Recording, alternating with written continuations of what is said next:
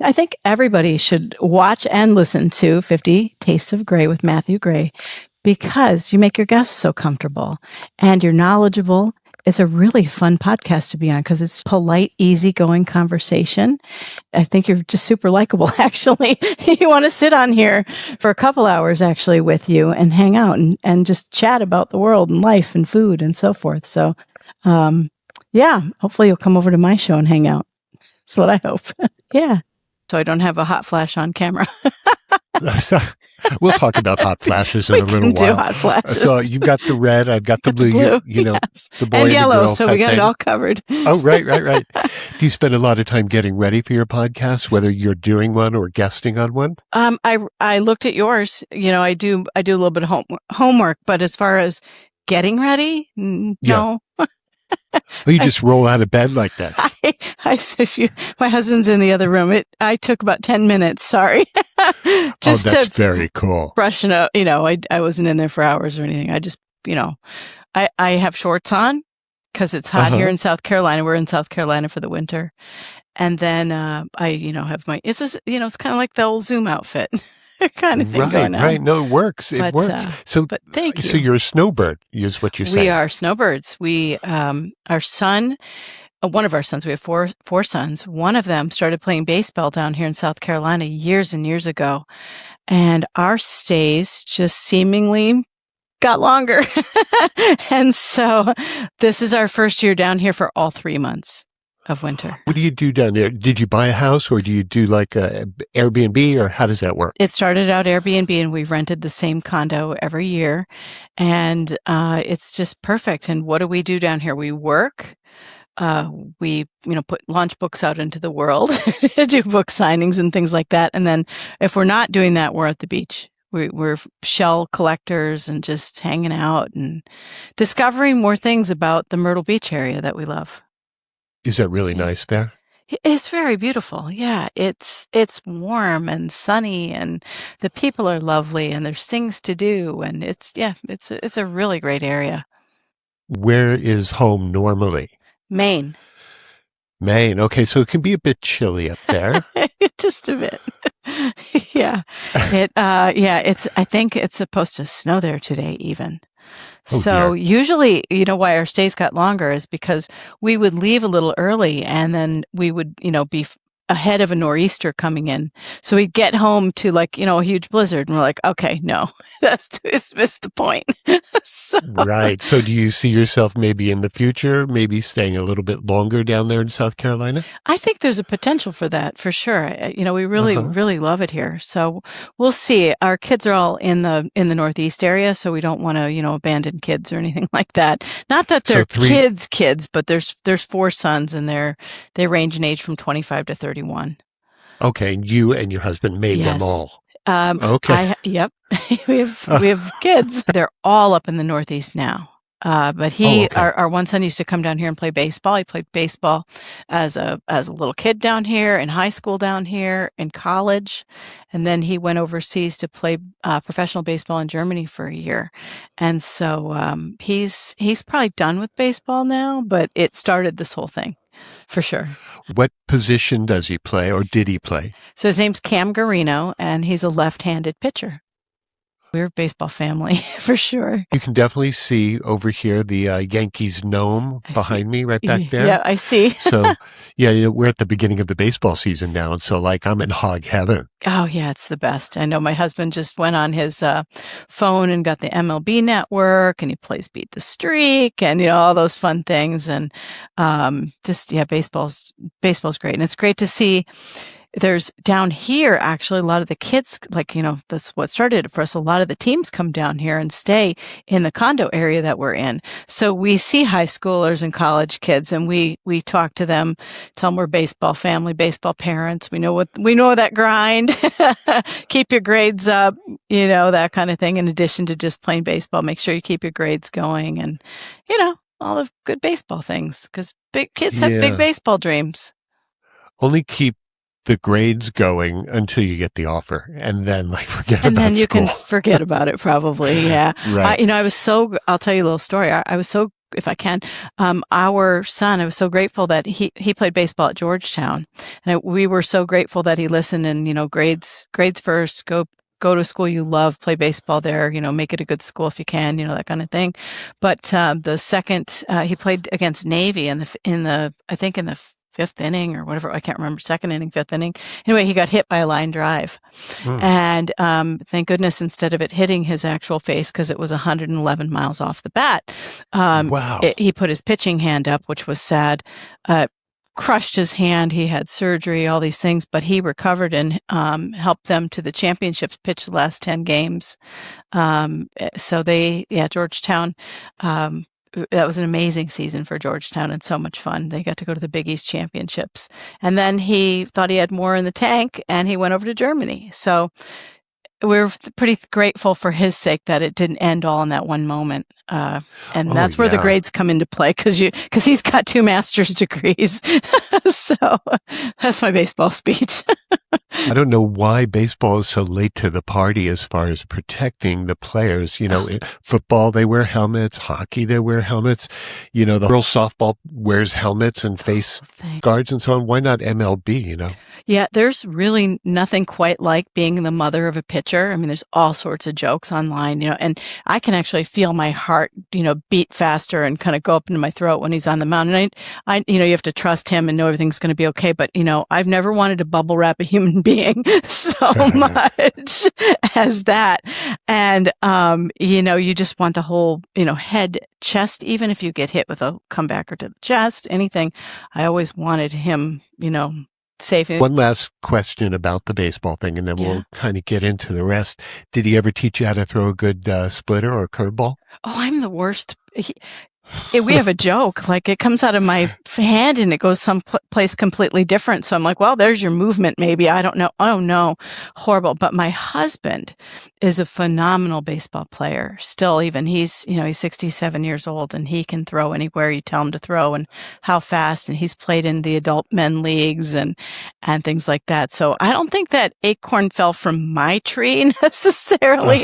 Maybe the flexibility, because I was a former competitive gymnast and his arm bends I'll send you a picture. It bends all the way, it's left hand, but it bends all the way like into an angle that I can't even explain backwards. And he's very, very flexible in that score. So, but who knows, right? But no. Okay, so you throw like a girl. Is good. I think that's being generous, actually. Right. Yeah. Definitely. I have to ask you, because you brought up Maine, where you're from, and now South Carolina, 2 pretty good places for food. Let's talk about Maine first. Do you have an affection for lobster? Yeah, well, so I don't know if you knew this or not, but coming onto your show, I have life-threatening food allergies. Right. So of all the human beings to land in Maine and be allergic to lobster, that's me. However, prior to having allergies, that was my favorite thing on the planet to eat.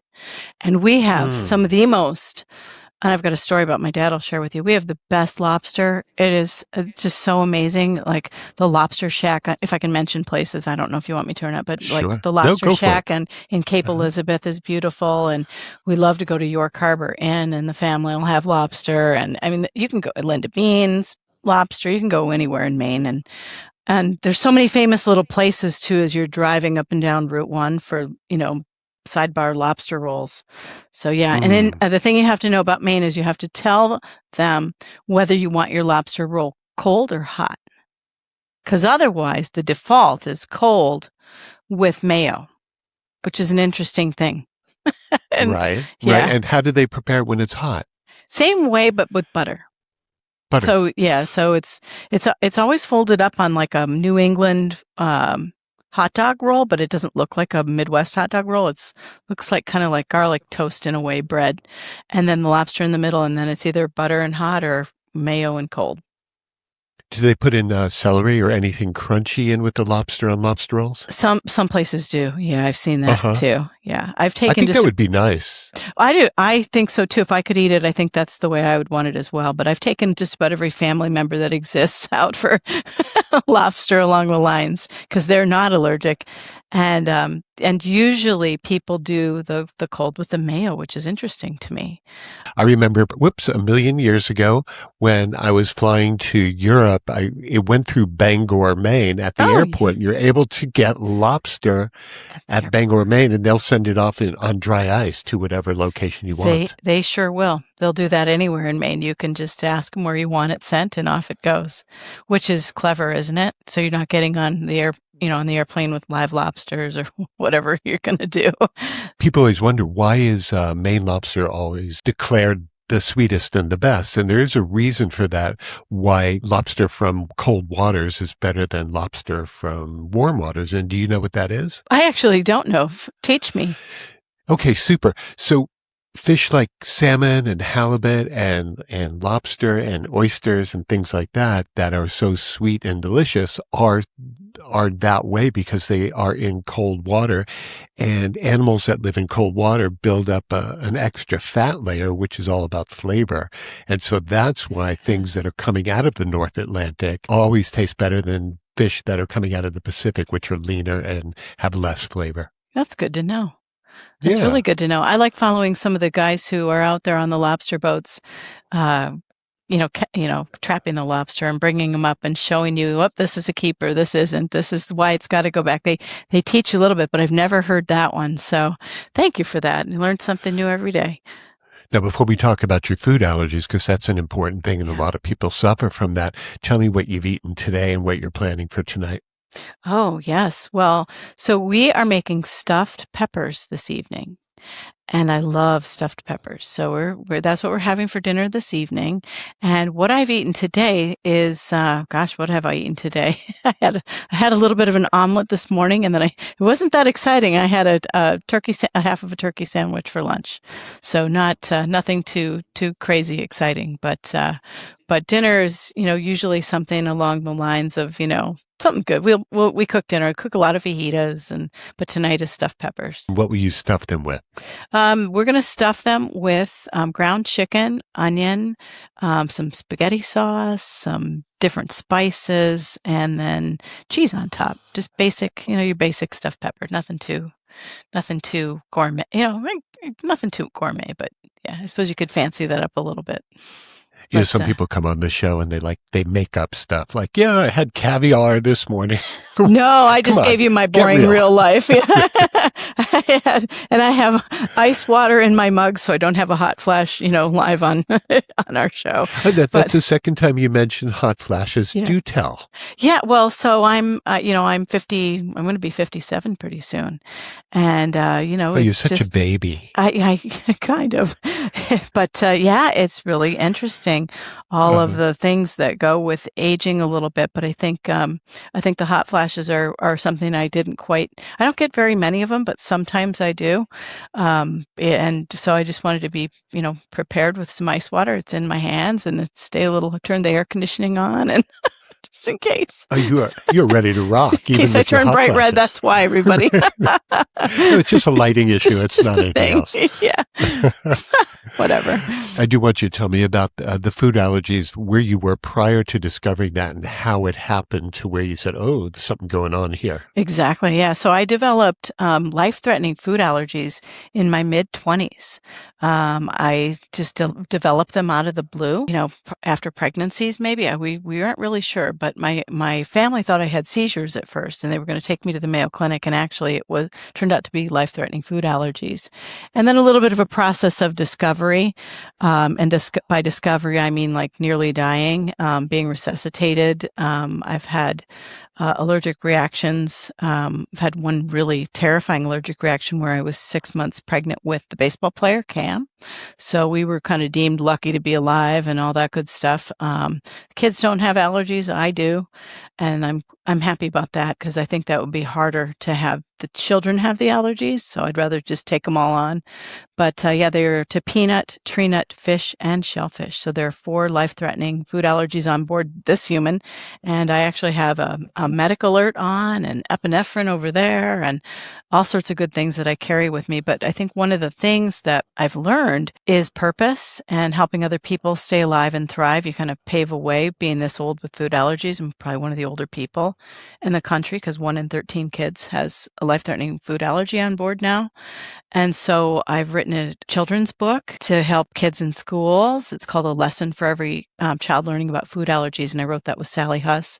And then in all of my books, I talk at some point about my food allergies or have someone come in and talk about theirs. So it's not the focus of those self-help books, but for the children's book, I've written actually 2, Traveling with Food Allergies and A Lesson for Every Child Learning about Food Allergies. The food allergies trace back 20, 30 years or so for you. Do you get updated all the time with testing to see if you're still allergic or if there are any additional ones?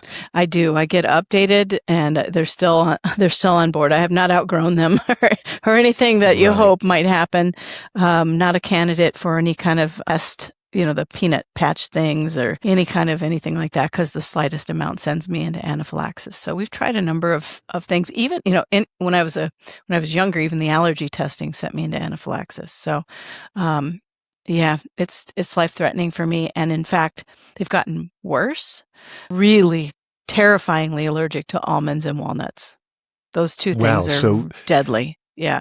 You must really have to question every time you go out to eat, every bakery you walk into, every possible place. You must really be wary of what might be going on behind the scenes and in the recipes. Oh, absolutely. That's one of the reasons why I thought it was so interesting to come on your show is, because of that, people can just eat freely and I can't. I have to really question everything. And the most interesting thing about food allergies is people really want to feed you. Food and holidays and birthdays and everything. People love to gather and eat, and they love to please you as well. Look what I made for you. I'm pretty sure it's nut free, and the word's pretty sure. Like, I don't know, yeah. And not so the people pleasing part of yourself has to go away with food allergies, and you have to really put a boundary up and say no, thank you, or really know exactly what's in it. I've had people bake me things and set aside everything they put in it and show me, and then I'm like, okay, I can. Right, believe me, I'm not here to kill you. Oh yeah, you get that a lot too. Yeah, it hampers the fun of dining out for sure. You have to have conversations with chefs and bless all the waiters and waitresses and everyone, the cooks and everything, because they really are onto it now. And when you say I have a life-threatening food allergy, the manager will come right out and talk to you and say, you can or can't eat here in a way, and here's what we're going to make for you. And so it changes the conversation. And if you back that up 30 years ago, we didn't have that. We had more like, what do you have? I've never heard of that. Or, that's not a thing. That's not a real thing. It's just a choice you're making for diet or something like that. And the world's changed a lot. Yeah, people are much more open to respecting others' wishes when it comes to food instead of putting them down for it. Yeah, for sure. And especially when it's life-threatening. I have a little thing I say, I have life-threatening food allergies, so I go to 50-50 shot here, maybe 90, maybe 100% if you cooperate, kind of thing. Right. And so you try not to cutesy it all up, but because it is life-threatening, but it's something that we educate people about, and there's a really strong food allergy community. And if I'm out in the wild by myself, I have an alert on in case there's something wrong, in case my blood pressure drops from a food allergy. This is an important identifier, because any kind of medical type person is trained to look right here on your wrist or your neck where they take your pulse. So you hope you're covered. And on the back of it, it says anaphylaxis. Have you ever had to ram an EpiPen into your thigh? Oh, I've had to have, my blood pressure drops so low that I can't do that myself, but my life has been saved by other people on numerous occasions, for sure. Yeah. So you carry that? Oh, 4 of them, actually, 4 EpiPens. Okay. The one allergic reaction before Cameron was to almonds. I was sitting in a Starbucks and ate a bag of almonds, not knowing I was allergic to them yet. And by the time, I think I probably would have died had the hospital not been, kitty corner to the Starbucks. Yeah. Like it was a quick trip to the ER, but by the time I got to the ER, my blood pressure was 60/30. and they put me Wow. on a resuscitation cart, and I woke up with my kidneys needing to be restarted and things like that. So when people say they have food allergies, there's no joke. Yeah. Right. It's different than someone saying, I'm gluten sensitive. Yeah, although that one's scary too. I take that Oh, one tell me very about that. seriously too. People think the gluten allergy is a choice, and in some cases it is because it gives you a little tummy trouble or whatever. But Hmm. I have family members who are full on gluten intolerant, and that kind of level of gluten problem can tear down your intestinal walls, your organs and so forth. So there's truth there too, Wow. for So real. this is a part of your DNA. Did you ever trace it back to anything in your family when you go back? Yeah, I didn't, yeah, no, I don't have, there's no history of my kind of food allergies in our Uh-huh. mom, dad, or anything. Nothing like that. And yeah, no. So we aren't quite sure what the interesting thing is. I was pregnant with our second child. I craved peanut butter and shrimp the whole time, not together, but ate a ton of it. And I don't know if that gave him the protection he needed and took mine, or it's got to be something logically there. But yeah, I always think, test my blood, take a look at what's going on with me, because I am really a human being who's had these allergies for 30 some years now. You've been taking care of yourself for all this time related to the allergies. Now, what about the kids? What about the food that you're putting out? Are the kids eating the same way mommy does? Pretty much. Yeah. And well, although not now, they're bigger and they've been in college and have master's degrees and things like that. So they're out in the wild on their own, and they make what they make and they eat what they eat. And it's so much better than what I could make them. Right, Um, because that's so limited. Oh, it's totally limited. So Yeah, yeah, yeah. we would have family members. I'd say, can you bake a batch of this or that and just send it? And then my husband will be like, okay, it's out in the garage. Don't go on that side.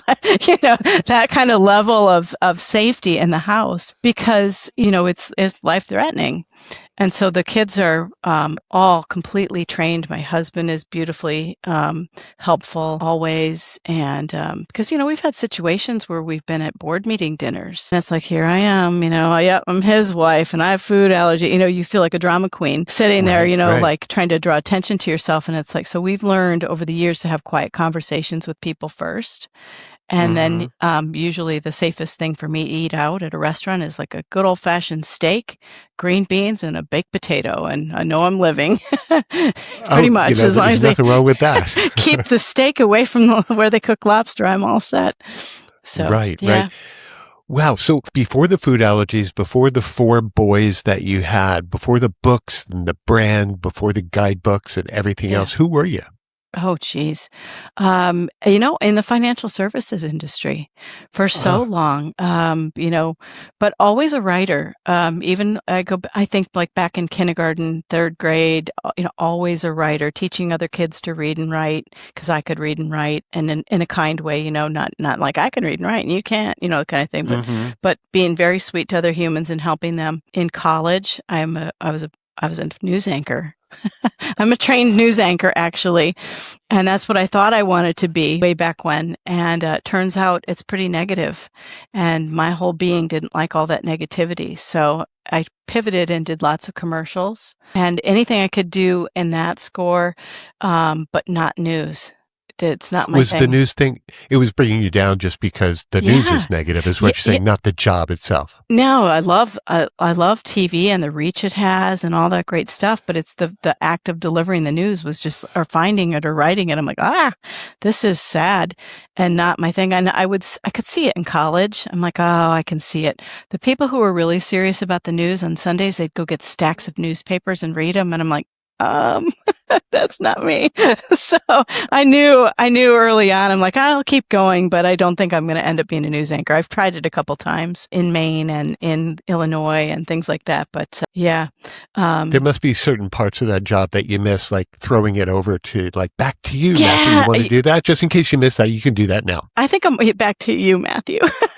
No, Oh, I think, excellent. I think that, I think a morning show would be fun, or like special features and things like that. I was just on TV here in Myrtle Beach on Friday on the Fox station on their morning show talking about my book signing. And it was so much fun they gave me a whole 6 minutes. I'm like, wow, that's a lot of time. That And we had is. fun and joked around and it was peaceful. And I'm like, this was cool. I could see doing morning work. But the full-on, news reporter, too old. That's and, not your yeah, I'm thing good. anymore. Yeah, no. On the news, talking about it. Was that earlier today or was that It was yesterday? on Friday. It was on Friday. Friday. Okay, so hold up your book. Tell us the name and give us a little bit of Reader's Digest version about it. And then I want to ask you about the book signings. Can you see it? The Peace Guidebook. Yes. So is that based in spirituality or your life, or there's a backstory on that? All of it. Yeah. It's how to cultivate hope, healing, and harmony for the good of humankind. And my co-author on the back here is Dr. Katie Eastman. And together, this is our second book together. Our first book was Percolate, Let Your Best Self Filter Through, which was a Hay House book. And this book it takes the readers through 10 principles of peace. And it tackles everything from inner peace to world peace to, the intention is to help you grab a little bit of peace in your moments and implement peace into your life in pretty much any way that you can. And the structure of the book is narrative from us, a story from each of us, a story from a contributor, 2 contributors in each chapter, and then there's exercises. So you can write right in the book. It's like there's journal prompts, there's all sorts of stuff. So it sounds like a little bit of work, but it's actually quite peaceful. I just opened it up and started looking at the book again and writing my own answers to some of the questions that we asked. And we had people at the book signing going like this with the book. And swaying cool. And it was really cute. So it sounds like really that the book is kind of aimed at inner peace for just anyone who's out there, more so than peace in the workplace or peace related to the politicians. And we have all of that in there. It's peaceful parenting, peace in the workplace, peaceful politicians. Desmond Tutu's daughter wrote the foreword for the book. Wow, nice. So it tackles everything. In fact, one of the reviews we just got from the media was, how dare these 2 authors tackle the topic of peace? But they did it. It's so interesting because here you are talking about probably really great methods, philosophy, and techniques to be able to attain that. And yet when you look around the world, there's so much shit happening and so many wars going on. There seems to be like a disconnect here. Tell me a little bit about that. Yeah, we are trying to make peace less abstract and not up to anybody else but ourselves, because that's the way it feels like. It feels like it's some dignitary or somebody at a podium or somebody in somebody in a foreign country leading us down this path of amazing peace or whatever it is. And instead, what we're trying to do is say, no, we're 2 women in our 50s and 60s. We're right here in our living rooms with our jammies on, showing you how to practice peace. And we give people different scenarios and help you reel it back in for the peaceful response or reaction or a different moment or thought or whatever it can be. And so it really is helping us percolate peace. And we started a project years ago. And so this goes back to that project and helps kick it back into gear, where we're trying to get 1 million or more people to percolate peace. And we have a website, percolatepeace.com, where you can go in and actually log a moment of peace right on the homepage. So you can just type in, today I helped somebody, walk across the street, or today I paid for somebody's coffee and they didn't know it. Whatever it is. The Percolate Peace Project through the years has inspired people to pay off people's medical bills. Our son worked at McDonald's for 6 years and he would pay for people's lunches. And so we've done all sorts of cool things with the Percolate Peace Project over the years. And so this kind of picks it up and helps it again, because we think the world needs it more than ever right now. Oh, you're so right about that. Now, let's talk about the book tours and your book signings. Yeah. What is that like? And I always ask all the authors, did you practice your signature when you became an author so you would know how to do it right and perfect at every book signing? When I first started writing books, it was my standard bubble letter signature, and I think it's gotten a little scribbly. So I dialed that back to more of a intentional paused moment of actual message signature, and looking at a person in a book signing, telling them, thank you for being here with me. What would you like this? I take moments with the people who are standing in line. It that goes one way or the other. Sometimes it aggravates people because some people don't like to wait in a line.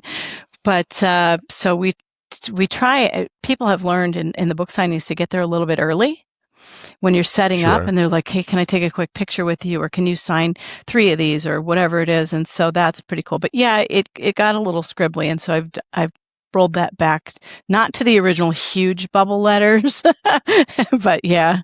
But you don't want that doctor's scribble where it looks like you didn't take the time to sign your name. If it was a scribble, you can walk into a pharmacy and maybe fill that prescription. Exactly. Right. So Yeah. Some of them happens. look like that. It's interesting, but yeah, I think it's kind of an honor to sign your name to a book and have a person standing there ready to absorb the information and meet you. That's time spent. And I always say we're not entitled to time. So if you're hanging out and spending some time with me, that matters to me a lot. Oh, yeah, it's a very personal thing to be able to do that. Yeah. And so is that something that you're doing right now? Are you in the midst of a book tour? We have a spring book tour set up, and it's carried over into people booking us for February, even at this point. So we're pretty excited about it. But it's, some of it's local, where we live, so we don't have to travel super far. So I think I'm doing 4 or 5 book signings in Maine, and Katie's in the state of Washington. So I think so far she's got 3 or 4 book signings there. And then we're going from there to various places. I'm coming back down to South Carolina to do 2 book signings in September. And I'm going up to Rochester, New York, and doing one there. And so our big goal is to do, this is just a silly goal. I don't know why, but maybe it's the New York City thing. I don't know, but I think it would be really cool, even if nobody shows up, to do a book signing at that Fifth Avenue Barnes and Noble.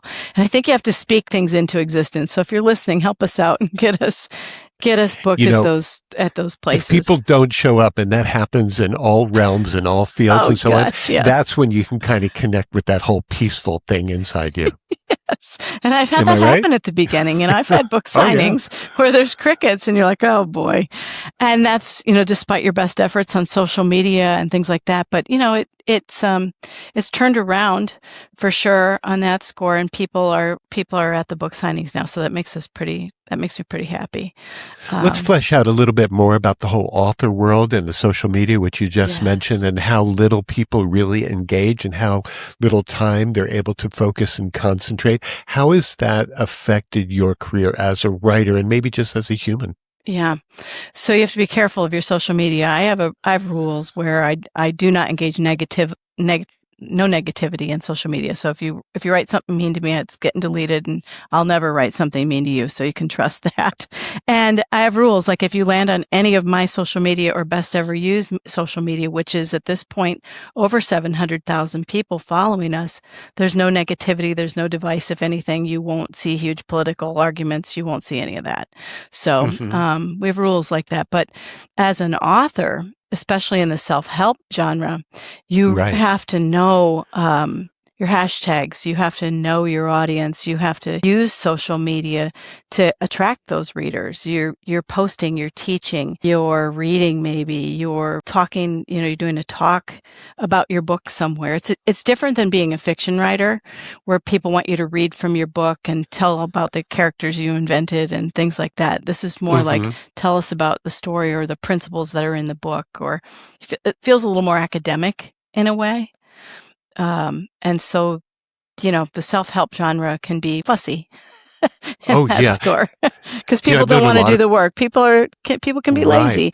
And so a lot of people in the whole self-help realm are very, very positive. They spin towards the positive. How are you able to allow yourself to express your frustration, your discontent, your anger, or anything that doesn't come across as peace on earth? I think that's chapter 6 in the book. We have a lot of comments about the whole, the whole internet wants you to be happy all the time.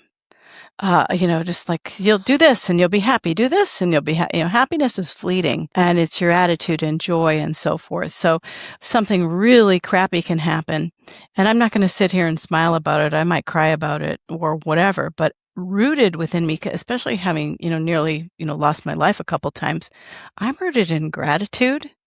And I really mean that not in a cliche way. I really am rooted in gratitude. I coined the gratitude flip. That's me.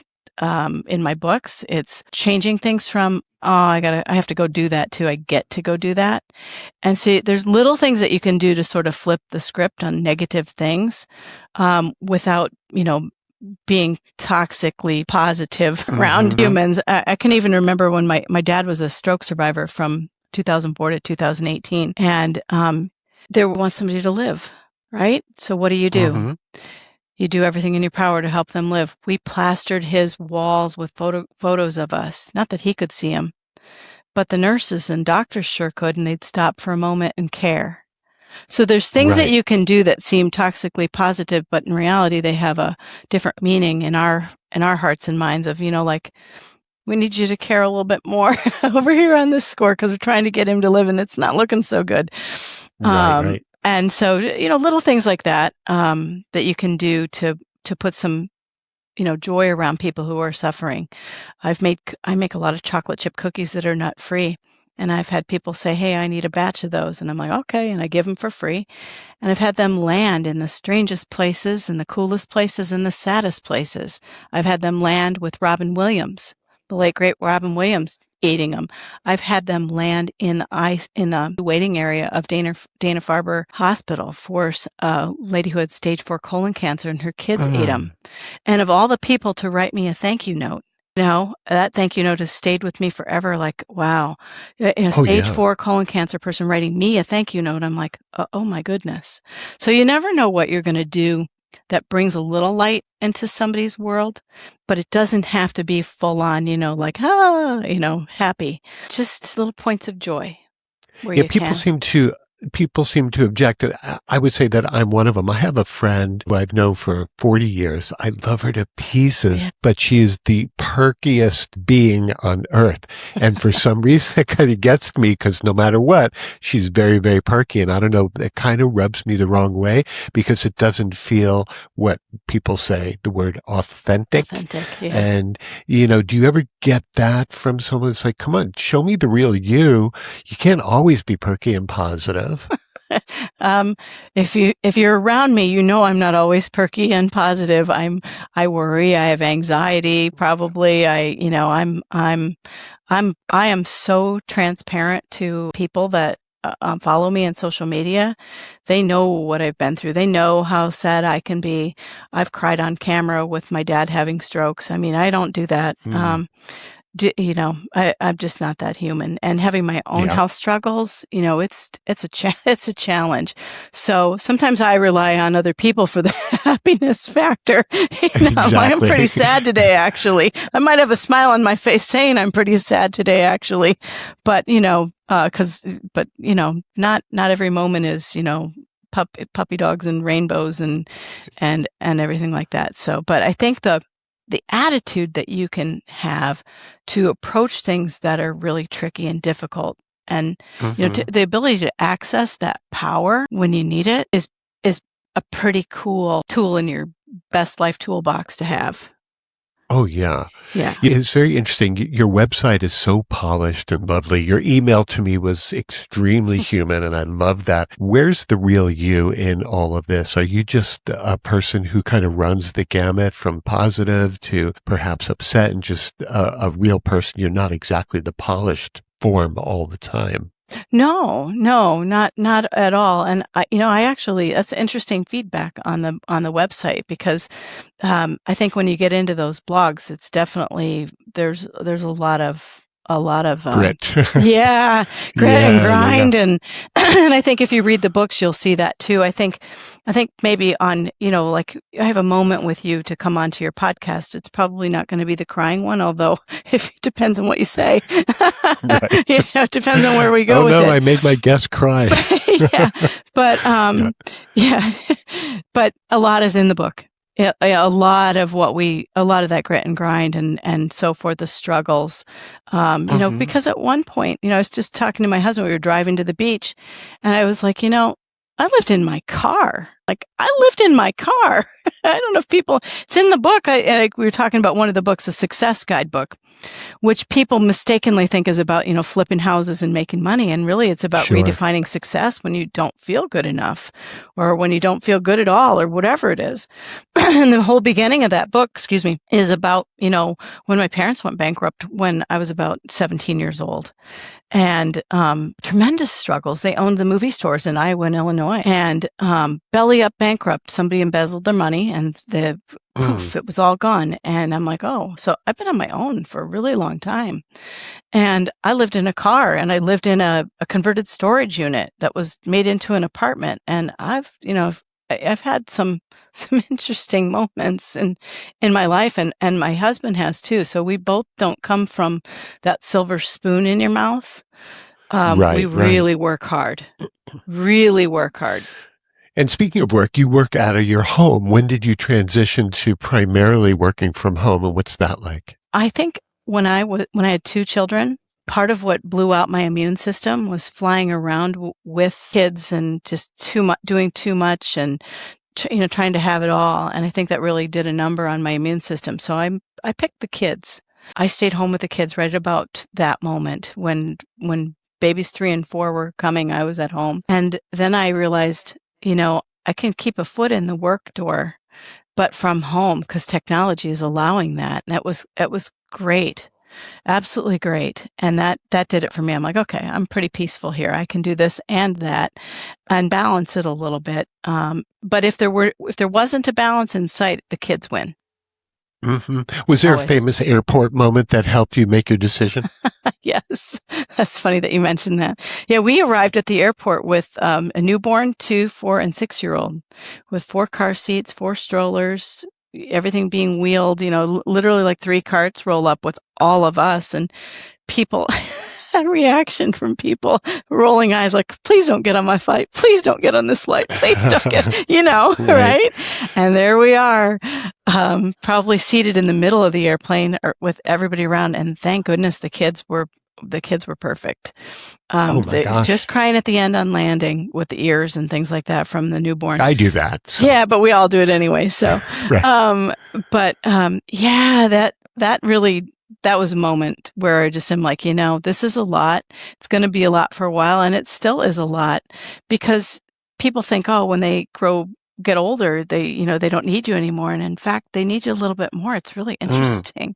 They get a little more expensive too, the things. But overall, they're all great humans. So what are you going to do? Elizabeth, take me to the guidebooks part of your life, and what's that all about? So my father had, like I was saying, he had a stroke from 2004. He was a stroke survivor from 2004 to 2018. And I went home in 2017 for Christmas. My mom was kind of like, he's pretty sick kind of thing. And I sat upstairs with him, and he said, this is going to be my last Christmas. I just really want you to know. And he was serious. And I'm like, nah, I don't think it. You're being. He was like, nah, this is it. And so he said, so you better ask me anything you want to ask me, because this is it kind of thing. And I'm glad I asked him a lot of things. But one of the questions I asked him was, what am I going to do without you? And he said, now we're going to make me cry. Here we go. He said, you're going to put one paw in front of the other, and you're going to continue on. Because I love cats, I love dogs, and he had 2 cats, and Mitzi and Kitsy, and that's what we were going to do. And I'm like, well, that's interesting advice. Okay, kind of thing. And I'm glad we had that conversation, because it wasn't much later than that he was in the ICU for the whole entire year, trying to stay alive, and it didn't go in his favor at the end of 2018. But he was in and out, and at one point, my sister was pregnant with her, I think, 2nd or 3rd baby. And she went in to have the baby, and he rolled in through the emergency room again. And they were on 2 separate floors while my sister was having her baby. So my mom was running back and forth between the 2. So yeah. And that led to me trying to figure out how in the world to navigate more. The first book was about change. Percolate was about change. But then I was really like, okay, I'm really going to write this, because this is horrible. And so the Change Guidebook came about, and that's all about navigating change. 10 principles of navigating change. Because I didn't really want to write more books, but I'm like, I think I'm going to, and this is what they're going to be called. They're guidebooks to life. And then there's the success one, because I don't know of anybody who goes, yeah, even Taylor Swift doesn't go, I'm so successful. People just don't do that. People still are like, I don't feel good. So that's that book, and she's in it. And then the Peace Guidebook, I just don't think people feel all that peaceful ever either. That's for sure. I try to pick topics that are big that people struggle with. And those are 3 that I can think of that I know in my own life. I'm like, these are tough. Change, success, and peace. There it is. The gratitude part, I think I want to write the gratitude guidebook, but sometimes I think people have got that. And then I'm like, I hem and haw on that one. I'm like, I don't know if I should write the gratitude guidebook. Maybe. Because my gratitude guidebook is more like on gratitude on autopilot, where you see the flat tire out there and you go, oh, at least I have a car. A little bit of might be a little toxically positive. I'm not sure. Oh, yeah. could be there. But anyway, yeah. So those are the guidebooks.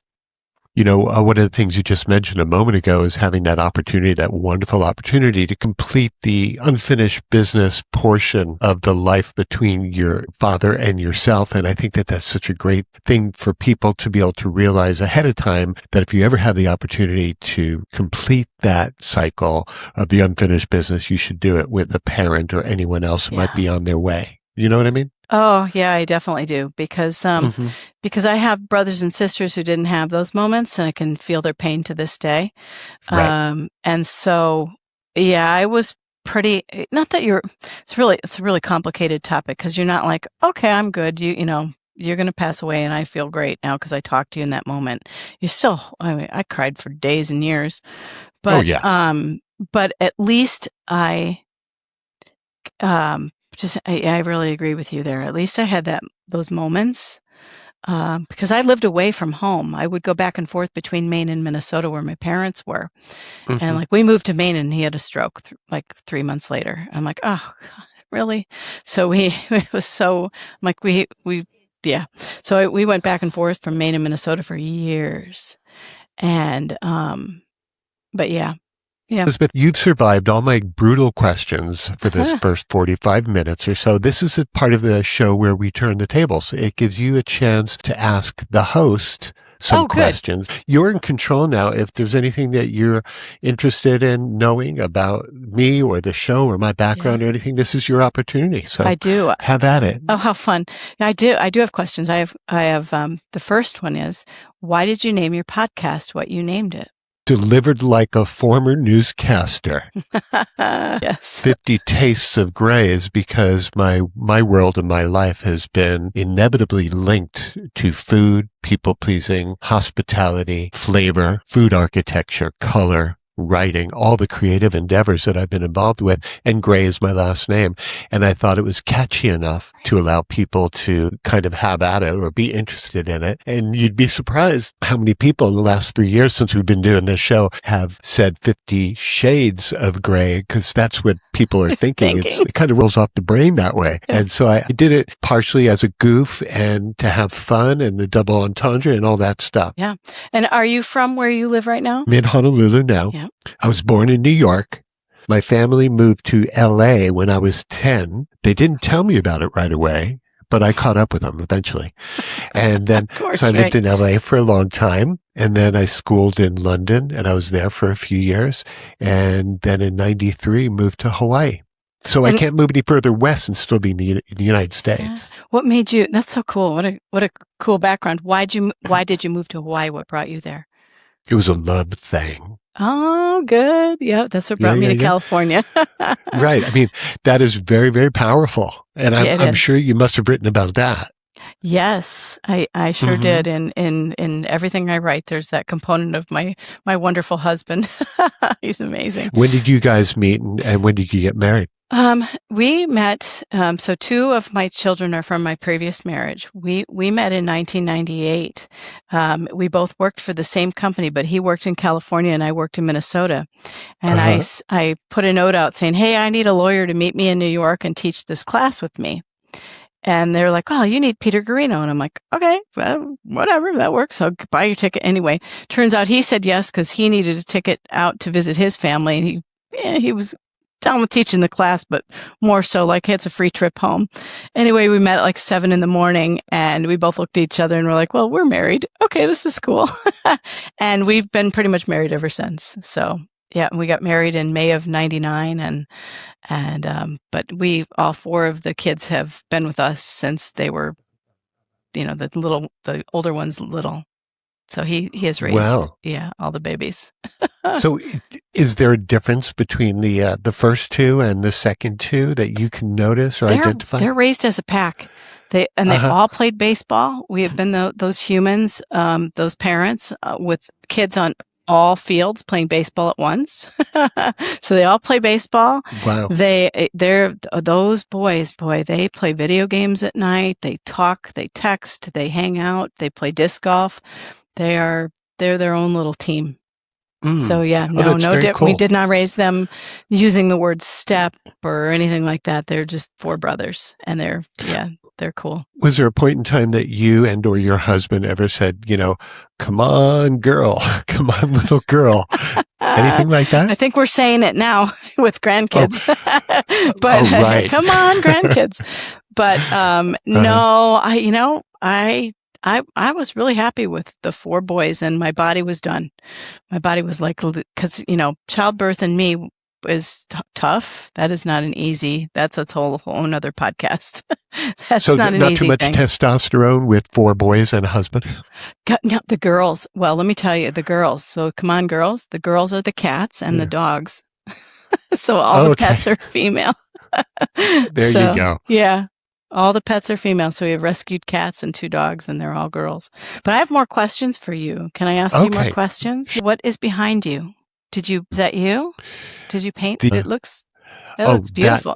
That Lynn, because I think I remarked on a painting I saw somewhere. We were together, and she said, I can make something like that for you. And I said, oh yeah, go for it. Do it. And so she painted that. Right below that is my old license plate from my Hawaii food tours. Oh, cool. That you can see there. And Hawaii food tours was from 2004 to 2020 when COVID crushed me. Yeah. And on the other side of the screen, you see one of our kitty cats up at the top. That's Verna Teriyaki. And then you see the Yankees gnome. Yeah. And then, a couple of other cookbooks and lights and candles and stuff like that. Yeah. So you're a cat fan too? Oh, yeah. We've got 2, Verna Teriyaki and Smudgy. Oh. And they were foster failures, we were foster failures. Have you heard that term? No, but it's adorable. So Lynn comes walking in one day with 2 tiny little bundles of joy, who are Smudgy and Verna Teriyaki, and she said, well, I picked these up at the shelter, and our job is to put 1.5 pounds on each of them, so then we can return them and they can go ahead and get adopted by someone. And so we were fostering them. And of course, foster failures was not a terminology I had ever heard of before, but fell in love with them in the first 3 seconds. And that was almost 7 years ago. Oh, and they had no idea what they were walking into with the love of food either, did they? They're man. We can fatten you up in about 10 minutes.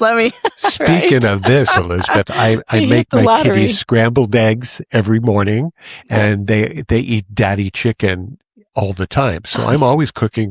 I'm cooking for one of my 3 girls, the kitties or Lynn at all times. There's always food happening, and stay out of my kitchen. So, that's what's happening in our world. Yeah, we do that too. We take the extra scraps of chicken and cook it up for the dogs or cats or whatever. But we actually our cats are all rescued too. We actually had a cat. So we aren't clever with our names. One cat is gray and one cat is black. So they're Gray Kitty and Black Kitty. And they come to those names, and they're so cute. Now, is it Gray with an A, like my last name, or is it with an E? No, it's with an A. Yep, so Gray Kitty and Black Kitty. And Black Kitty just dropped all of her weight, about, I don't know, maybe 8 months ago. And we were like, oh, this is going to be bad because this is our, total love kitty. So we took her to the vet, and she had a thyroid disorder. And I was afraid to take her to the vet because I didn't want to hear the news, number one, because that's super sad. Right. And then I'm like, and then how do you give a cat medication? That's not going to go so well. But it's clever. It's a twist, and you dab it in their ears. Oh, okay. It's just a twist of a medication, and it dabs right in their ears. And you don't have to, you're not trying to force pills down their mouths or drops I see. or anything. So that medication is absorbed by the ear. Ears, apparently, yeah. right? It was so interesting So you're to me. not in the ear, but like on the ear? On the ear, like on the inside, on the ear, you just dab the medication and it gets absorbed into she's gained all of her weight back. Our son is watching her back in Maine, and he's giving her the medication every day, and Right. He's It like, enhances "She's their gained 2 appetite. pounds." Yeah. Yeah. So We really had to cool. do something like that also, and it really does work. Yeah, absolutely. Just don't rub it on me, please. Yeah, no, yeah, you have to be really careful not to get that on you. So there's all these things you have to put on your hands to dab the medication in the ear. But I thought that was pretty interesting. I love rescued cats, so I'm glad. And then we almost named our dog Bahama. She came that way, named Bahama, so we kept the name, but we almost named her Ziti because my husband's Italian, and you were saying like, yeah, exactly. What are you going to eat? But down here, I just want to share another food story with you because down here in South Carolina, they have this thing called the Sons and Daughters of Italy. And last year we discovered it, and they have all of these people who cook from the Sons and Daughters of Italy. They cook all the time, but they're once a month on a Saturday. The whole organization does a food drive, if you will. I'm just going to call it that because what you do is you take your car and yourselves and you go line up in your car. They give you a menu through your window of what you want to have. You drive around, you pay for it, you drive around again, and they load it into your car. And it's everything your nana would make or your grandma would make. It's everything: pasta, meatballs, eggplant parm, lasagna. The lasagna is amazing. And I was so excited because they're like, you can eat here. Everything's good. There's no peanuts, tree nuts, fish, or shellfish. And I'm like, right on. I'm going to gain 10 pounds right here. Oh, that's funny. No, it's not like, Italians are obsessive and compulsive about food, but they are. Oh, so how is it that your husband is able to deal with not having that whole wide array of deliciousness at arm's reach because of your allergies? He's pretty good about it. We have I think there's a peanut and a cashew stash in the garage, which is fine. So he goes out there and does his thing. But overall, his man cave, the allergy cave. No, but has his fish. Yeah, overall overall he doesn't like some of the things. Anyway, but if we go out to eat, I'll have what I have, and then he'll have his, raw tuna or whatever it is, or, some type of salmon or something that he wants to eat, shrimp scampi or a lobster. But I was going to tell you before, one of the neatest moments we had was when my dad had a stroke, and he was good enough to fly to Maine. My mom and he flew out to Maine, and we took him to York Harbor Inn. So if you ever get a chance, go there. And he wanted lobster. So and Maine lobster is the whole thing. And he had no idea, coming from the Midwest, what to do with that. So my husband sat next to him and cracked the whole thing and got all the lobster meat out for him. And it was one of the most special moments. Our whole family remembers my husband and my dad sitting there helping him crack his lobster because he was pretty much blind from his strokes. Wow. So it was tremendous. And then we took him, I think the next day or the day after, to the Lobster Shack. So when I was telling you those two places, they have special meanings in our heart, but the Lobster Shack is right on the cliffs in Cape Elizabeth, and people come from everywhere to eat lobster there. It's a beautiful place. Beautiful. You just gave me an idea that somebody should do an instructional on how to break down a lobster and how to eat one properly. Right? Right? Yeah, not me, but my husband could do that for sure. Yeah, he could for sure do that. Okay, this is a big question. I know it's going through a lot of people's minds who are watching us right now, but when you and hubby go out to dinner and he has something that you're highly allergic to, does that mean like at the end of the night, no nookie, no breathing on me, honey, that kind of thing? We got to brush teeth. Yeah. Yeah. Really careful. In fact, somebody in the food allergy community just passed away from that, actually. Somebody eating something and having residue, and the kiss ensued, and unfortunately, the Yeah. So you got to be really careful. So sometimes he'll just be like, and I'll have the steak. Also, Right. Just make it easy because he's looking forward to later. Yeah. He's there. My husband and kids are so easy like that. It becomes like, would we rather have mom here or not, kind of thing. And it makes it an easier choice. So they're pretty sweet about it. But I'll know if anybody's ever really mad at me. No, I'm just kidding. And I always say my last meal is going to be like some lobster cookies. Exactly. Here. I always say that my last meal is like Jordan almonds, a huge lobster, everything, shrimp scampi, like all the things I love and know from before that I can't eat now, like stuffed crab. Yeah. All of it. Yeah. Oh, really that's good. Interesting. I think everybody should watch and listen to 50 Tastes of Gray with Matthew Gray because you make your guests so comfortable and you're knowledgeable, and it's a really fun podcast to be on because it's just polite, easygoing conversation, and just I don't know. I think you're just super likable, actually. You want to sit on here for a couple hours actually with you and hang out and just chat about the world and life and food and so forth. So, yeah, I would, I don't know. Hopefully you'll come over to my show and hang out. That's what I hope. Looking forward to it. What is the name of your show, by the way, in case people want to check that out? It's the Best Ever You Show. Nice. And so does it have a certain style? It must, if you're the one who's running this operation. It's a cute, it's kind of like this. It's down to earth, kind of candid, conversational. We'll take guests back to kindergarten and see what they were like. I was going to ask you that for sure. But I kind of wanted to save wait it for the show, my friend. I kind of I don't want to know that yet. But discovery. I think that's one of the things too that I like about your podcast so much is that it's a discovery process with your guests. It's clear that you've done some homework on your guest, but we also go off in different directions and you go with the flow. And that's one of my favorite things. So it's not scripted and rehearsed and canned and things like that, because that's so limiting.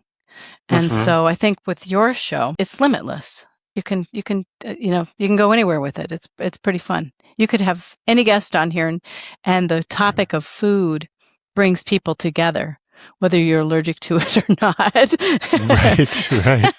It's a common bond we all have.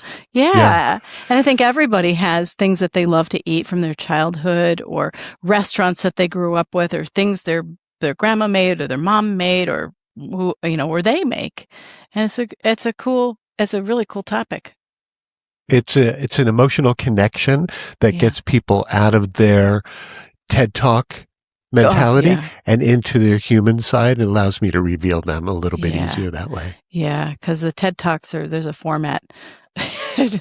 There's a format. In fact, I just went through that. Somebody's like, "Can you do a TED Talk?" I'm like, "I can, but I've avoided it to this point for a reason." A little bit. It's so structured and it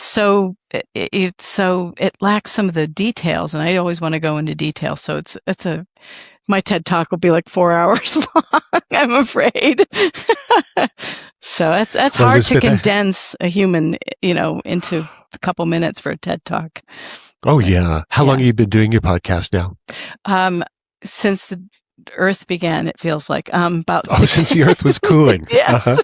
So, for about 16 years, like when there weren't podcasts, like a really long time. Right. And it's got about 8 million downloads. And my first guest was Forbes Riley. So it took off from there. It was really fun.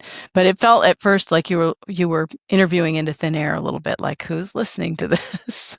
Right. And, it's always been like that in the radio industry, now the podcast industry. It's always like that, It is, and it's very noisy out there. So the competition for people's time is a real thing. Oh, there are 5 million podcasts, not to mention 5 million authors. So that's why people can't really focus and do something that takes any more than a few seconds. If you don't catch them in 2 to 3 seconds, forget about it. Yeah, I would agree with you. And there's 20 million books on Amazon now. 20 million books on Amazon. I'm like, wow. So for us to come up 12 I woke up this morning. 3 days in a row now. I'm like, I saw us at 22, then 20, Mm-hmm. 4 days in a row, actually, then 15, then 12. And I'm like, we are number 12 out of 20 Right million. on. I'm like, right on. So it appears to be a topic people need. Oh, yeah. Elizabeth, thank you so much for hanging with me here on 50 Tastes of Great today. I hope you had a good time. Oh, what a blast. Thank you so much, Matthew. It was really fun to be here. Before we sign off, what's your husband's favorite baseball team, professional? Oh, boy. He plays that beat the streak, so he goes to the different players. I would probably say that that's going to be tough. Probably the Yankees.